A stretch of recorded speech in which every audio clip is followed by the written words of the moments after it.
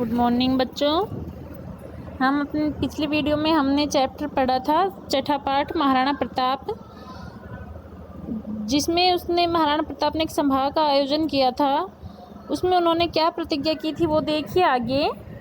यावत् अहम हस्त अच्युतान स्वराज्य भागान पुनः न प्राप्स्यामि तावत् सुवर्णपात्रेषु भोजनं न करिष्यामि राजप्रासादे वासं न करिष्यामि मृदुतल्पे च शयनं न करिष्यामि। महाराणा प्रताप ने प्रतिज्ञा की कि यावत जब तक मैं हस्तच्युतान हाथ से निकले हुए स्वराज्य भागान अपने राज्य के भागों को पुनः न प्राप्स्यामि दोबारा प्राप्त नहीं कर लूँगा तावत तब तक स्वर्ण पात्रेषु सोने के बर्तनों में सोने के पात्रों में भोजनम न करिष्यामि भोजन नहीं करूँगा राजप्रासादे वासम न करिष्यामि राजमहल में निवास नहीं करूँगा मृदु तल्पे च शयनम न करिष्यामि और कोमल आसन पर शयन नहीं करूँगा। प्रतापस्य राज्य काले अकबर इति नामकः मुगल शासक आसीत्। प्रताप के राज्यकाल में अकबर नाम का मुगल शासक था। अकबरस्य सेनया सह प्रतापस्य अनेकवारं युद्धम् अभवत्। अकबर की सेना के साथ प्रताप का अनेक बार युद्ध हुआ। मुख्य युद्धम हल्दी घाटी स्थाने अभवत्। मुख्य युद्ध हल्दी घाटी नामक स्थान पर हुआ। अतएव एतत् हल्दी घाटी युद्धम इति नामना प्रसिद्धम अस्ति। अतः यह हल्दी घाटी युद्ध इस नाम से प्रसिद्ध हुआ। अस्मिन् युद्धे प्रतापः चेतक इति नामकम् अश्वम् आरुह्य बहुशौर्यं प्रदर्शितवान्। इस युद्ध में प्रताप चेतक इस नाम के घोड़े पर चढ़कर प्रताप ने बहुशौर्य बहुत वीरता का प्रदर्शन किया। प्रतापस्य सेना पर्वतीय युद्धेषु कुशला आसीत्। प्रताप की सेना पर्वतीय युद्धों में निपुण थी। अतएव मुगल सेनाया अति क्षति जाता, इसलिए मुगल सेना की अत्यधिक हानि हुई। मुगल सेना स्थानीय जनानां विरोध कारणेन परावर्तिता। मुगल सेना स्थानीय लोगों के विरोध के कारण वापस लौट गई। अस्मिन् युद्धे प्रतापस्य राज्ये अपि जनक्षति धन क्षतिश्च संजाता। इस युद्ध में प्रताप के राज्य के भी जन और धन की हानि हुई। तस्य सेना अपि धन अभावो विघटिता। उसकी सेना भी धन के अभाव के कारण विघटिता यानी बिखर गई। उसकी सेना भी धन के अभाव के कारण बिखर गई। परम प्रतापः कदापि पराजयं न स्वीकृतवान्। लेकिन परम यानी लेकिन प्रताप ने कदापि कभी भी पराजयं न स्वीकृतवान् हार को स्वीकार नहीं किया। अरण्ये गुहा प्रदेशेषु उषित्वा स्वसंकल्प सिद्धये सैन्य संग्रहणम उपाक्रमत। अरण्य यानी गुफा जंगल। अरण्य यानी होता है बच्चों जंगल और गुहा यानी होता है गुफा। उषित्वा यानी रहकर। उपाक्रमित यानी होता है किया। ठीक है, देखिए अब जंगल और गुफा के प्रदेशों में रहकर स्वसंकल्प सिद्धिये अपने संकल्प की सिद्धि के लिए सैन्य संग्रहणम उपाक्रमित सेना का संग्रहण किया। यानी कि जब उनके जन धन की कमी आ गई थी तो उन्होंने अपने संकल्प की सिद्धि के लिए जंगल और गुफा में रहकर सेना का संग्रहण किया।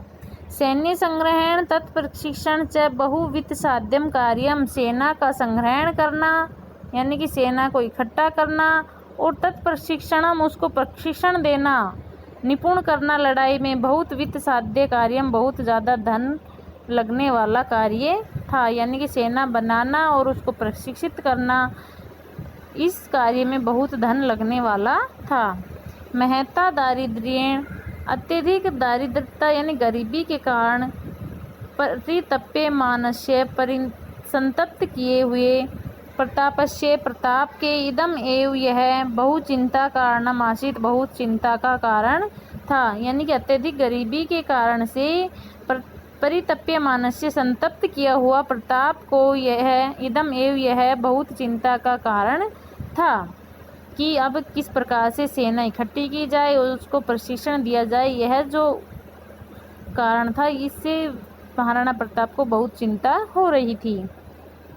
प्रतापस्य चिंतां विभाव्य भामाशाह नामा कश्चित् श्रेष्ठी किम अपि महत् कार्यं कर्तुं कालसम आयातः इति भावितवान। प्रतापस्य चिंतां प्रताप की चिंता को विभाव्य जानकर भामाशा नाम का कश्चित् कोई श्रेष्ठी सेठ किमपि कोई महत् कार्य महान कार्य कर्तुम करने का काल समायत समय आ गया है इति भावितवान इस प्रकार का विचार किया, यानी कि प्रताप की चिंता के बारे में जानकर भामाशा नाम का कोई सेठ था जिसने यह विचार किया कि अब कोई महान कार्य करने का समय आ गया है। स प्रतापम निक्षा गत्वा उवाच, यहाँ पे निक्षा शब्द है, इसका मतलब होता है पास जाकर। ठीक है बच्चों, पास जाकर। वह प्रताप के पास जाकर उवाच बोला, कौन? भामाशा जो सेठ था वह महाराणा प्रताप के पास जाकर बोला, प्रभो हे प्रभु, अहम भवद वंशस्य सेवक, मैं आपके वंश का सेवक हूँ। मम हस्ते प्रभुतम धनम विद्यते, मेरे पास बहुत धन है। तेन भवान, उससे आप 25 सहस्त्र सैनिकान 12 वर्ष पर्यंतम पालितुम प्रभविष्यति, जिससे आप 25,000 सैनिकों को 12 साल तक पाल सकते हैं। 25 यानी होता है 25 सहस्त्र यानी 1000, 25,000 सैनिकों को 12 वर्ष पर्यंतम 12 वर्षों तक तुम पाल सकते हो, कि मेरे पास इतना धन है जिससे आप 25,000 सैनिकों को 12 वर्ष तक पाल सकते हो। तदा प्रतापः उवाच, तब प्रताप ने कहा, अहम न एतद् धनम स्वीकर्तुं शक्नोमि, मैं इस धन को स्वीकार नहीं कर सकता। क्या कह रहे हैं महाराणा प्रताप कि मैं इस धन को स्वीकार नहीं करूँगा। एतद् धनम भवता अर्जितम अस्ति, यह धन, एतत् यानी यह धन, भवता यानी आपके द्वारा, अर्जितम अस्ति कमाया हुआ है, यह धन आपके द्वारा कमाया हुआ है। तदा भामाशाह प्रोवाच, तब भामाशाह ने उत्तर दिया कि न एतद् धनम परकीयम, यह धन पराया नहीं है, यह धन दूसरों का नहीं है। देश रक्षा अर्थम मया अर्जितम इदम धनम यदि सहायकम भवेत् तर्हि मम जीवनम सार्थकम भविष्यति इति। देश रक्षार्थम, देश की रक्षा के लिए, चतुर्थी विभक्ति है बच्चों इसमें। देश रक्षार्थम में, देश रक्षार्थम में कौन सी विभक्ति है? चतुर्थी। देश की रक्षा के लिए, मया मेरे द्वारा, अर्जितम इदम कमाया हुआ यह धनम धन, यदि सहायकम भवे सहायता देता है, यदि सहायक होता है, तरही तो मम जीवनम सार्थकम भविष्यति मेरा जीवन सार्थक होता है। यदि ये मेरे कमाया हुआ धन देश की रक्षा के लिए सहायक होता है तो मेरा जीवन सार्थक होगा। इस प्रकार से कहा। भामाशाहस्य वचनम श्रुत्वा प्रतापस्य मनः असीम सांत्वनाम आप्तवान। भामाशाह के वचन सुनकर प्रताप का मन असीम सांत्वना को प्राप्त करता है। तेन पुनः सैन्य शक्ति संग्रह कार्यम आरब्धम। तब उसने दोबारा से सैन्य शक्ति के संग्रह का कार्य प्रारंभ किया। महासैन्यम से रचयामास, उसने महान सेना की रचना की। तया सेनया च मुगल शासनम प्रति स्वातंत्र्य युद्धम प्रारब्धत। उस सेना से उसने मुगल शासन के प्रति स्वतंत्रता का युद्ध प्रारंभ किया। जो उसने महान सेना की रचना की थी, उस सेना से उसने मुगल शासकों के प्रति स्वतंत्रता के युद्ध का आरंभ किया। स्वराज्य हस्त अच्युतान अनेक भागान पुनः हस्तगतान कृतवान। उसने अपने राज्य से निकले हुए अनेक भागों को पुनः प्राप्त किया। तेसु उनमें मोही, गोगुंदा, उदयपुरम इत्यादि मुख्य आसन जो उसने दोबारा से राज्य वापस प्राप्त किए थे, उनमें कौन कौन सा? मोही, गोगुंदा और उदयपुर आदि प्रमुख थे। स्वराज्य शांतिम संस्थाप्य चावंड नामकम स्थानम स्व राजधानी मकरोत। अपने राज्य में शांति स्थापित करके चावंड नामक स्थान को अपनी राजधानी बनाया। तस्मिन् काले चावंड स्थानं स्थापत्यकलायाः, ललितकलायाः, वाणिज्यस्य विद्यायाश्च प्रमुख केंद्रम आसीत्। उस समय में चावंड नामक जो स्थान है वो स्थापत्य कला, ललित कला, व्यापार और विद्या का प्रमुख केंद्र था। अन्ते असावधानतया पादे धनु प्रत्यंच्याघातेन प्रतापो अस्वस्थो अभवत्। अंत समय में असावधानी के कारण पैर में धनुष की प्रत्यंचा यानी डोरी के आघात से प्रताप अस्वस्थ हो गया। यानी कि अंत समय में असावधानी के कारण उनके पैर में धनुष की डोरी से आघात लगने के कारण जो महाराणा प्रताप थे वो अस्वस्थ हो गए। 1597 तमे ईस्व्याब्दे प्रतापः दिवंगत।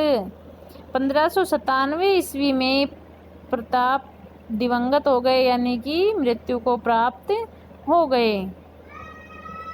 प्रतापः महान सेना नायकः जननायकः व्यवस्थापकः संगठनकर्ता च आसीत्। प्रताप महान सेना नायक, जननायक, व्यवस्थापक और संगठनकर्ता थे। भारतवासिनः अधुना अपि तस्य स्वातंत्र्य प्रेमिणः शौर्य गाथाम गायन्ति। भारतवासी आज भी उनके स्वतंत्रता प्रेमी की शौर्य की गाथा का गायन करते हैं। जो भारतवासी लोग हैं वो आज भी उनके स्वतंत्रता के गीतों को, शौर्य की गाथा को गाते हैं। यहाँ पे एक बात ध्यान देने योग्य है बच्चों, यहाँ पे लिखा हुआ है 1597, ठीक है, और इनका जन्म कब हुआ था? जन्म में भी 1597 लिखा हुआ है। अब ध्यान देने की क्या बात है यहाँ पे बच्चों, जो 1597 जन्म का समय है वो क्या था? विक्रम संवत था, ठीक है, क्या था? विक्रम संवत। और जो वहाँ पे ब्रैकेट में लिखा हुआ था वहाँ पे था कि 1540 ईस्वी में, ठीक है बच्चों, 1540 ईस्वी में इनका जन्म हुआ था और 1597 में इनकी मृत्यु हुई थी, ठीक है। तो ये 1597 जो है यहाँ पे ये ईस्वी का है, जो ये 1540 ईस्वी था, ये हमारा 1597 विक्रम संवत था, ठीक है बच्चों। तो इनका जन्म 1540 ईस्वी में अथवा 1597 विक्रम संवत, ये ध्यान देना है आपको। और 1597 ईस्वी में इनका देहांत हुआ था, ठीक है। आशा करती हूँ बच्चों आपको पाठ अच्छे से समझ में आ गया होगा। धन्यवाद बच्चों।